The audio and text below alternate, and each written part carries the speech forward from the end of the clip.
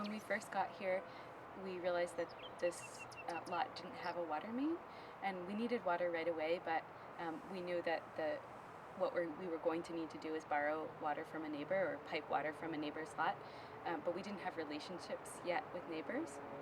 So it took us about 3 months before we felt comfortable enough and friendly enough with our neighbors to ask a few people if we could use their water, and fortunately the first person that we asked, our neighbors Larry and Ellen, said that we could do it, and so we set up a situation in which they look at their last year's water bill from, say, the month of June, and whatever we've exceeded that amount, we pay.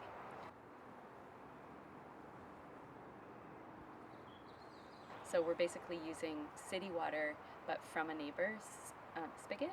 It's really wonderful that we're able to do that, but the main challenge that poses for us is that we end up paying a lot for water because of the way that water bills work in San Francisco.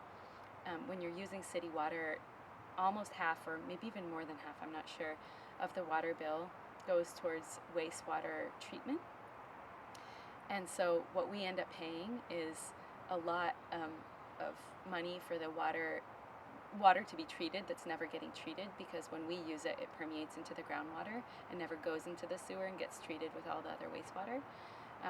So if we were an agricultural operation in a rural area and we were using, agricultural water, we wouldn't be charged for wastewater runoff or wastewater treatment, at least not nearly as much as you're charged in the city.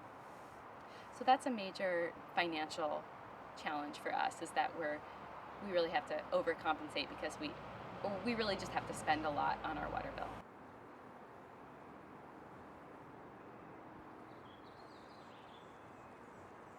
San Francisco recently instituted a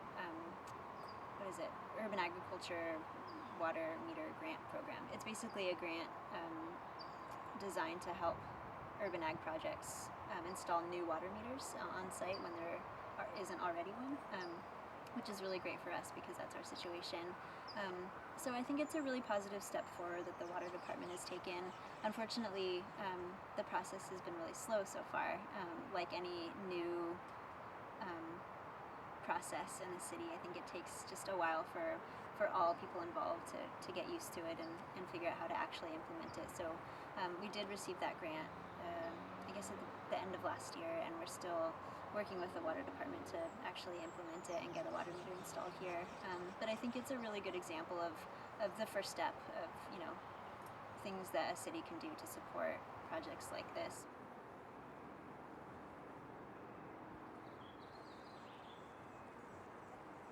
The San Francisco Public Utility Commission, the water department, could institute just an agricultural water rate. That would be so helpful for projects like ours. And I can imagine that there is some fear about, having like a lot of people using water at a cheap rate because, there's limited water supply for the city. But I think that there aren't that many urban agricultural projects. It's not like we're going to see every lot in the city become agriculturally used. So I think in order to support the really important programs, the few programs that we have around the city, it really makes sense to have an exceptional rate.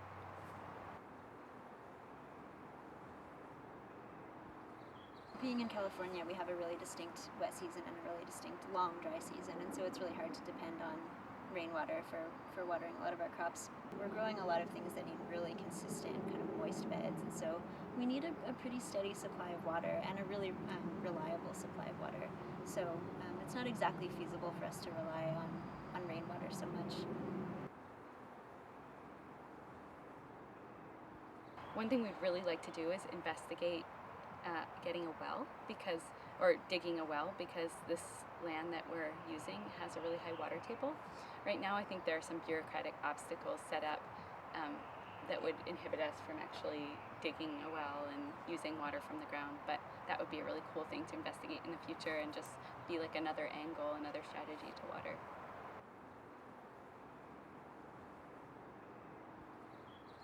Basically, I think in an ideal situation, we would have a combination of a bunch of different strategies employed. One being a water meter specifically for this site, another being a lower water rate for this kind of activity, and then also some land security so that we could get some more long-term investments like a larger rainwater catchment setup. It's just important to understand that there's not one easy solution to making an urban ag project like this work. In terms of water, it's going to have to be a collection of a bunch of different strategies, including a lot of water saving strategies like mulching and drip irrigation and